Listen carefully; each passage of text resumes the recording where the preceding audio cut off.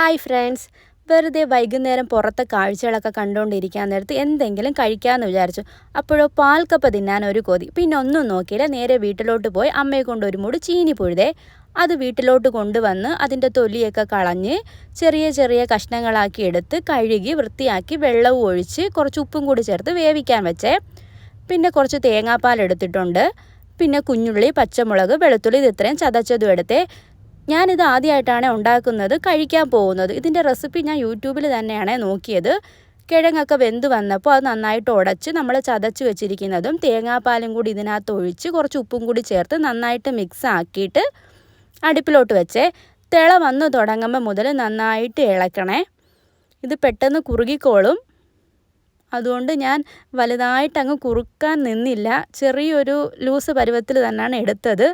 എൻ്റെ കയ്യിൽ താളിക്കാൻ എണ്ണ കുറവായിരുന്നേ, അതുകൊണ്ട് ഉള്ള എണ്ണ വെച്ച് താളിച്ചെടുത്തിട്ടുണ്ട്. സൈഡായിട്ട് ചിക്കൻ കറി ഉണ്ടായിരുന്നു. അപ്പോൾ ഞാനിത് കഴിച്ചപ്പോൾ എനിക്ക് ഇഷ്ടപ്പെട്ടിട്ടുണ്ടേ.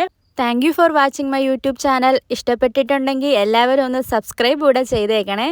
Okay, by.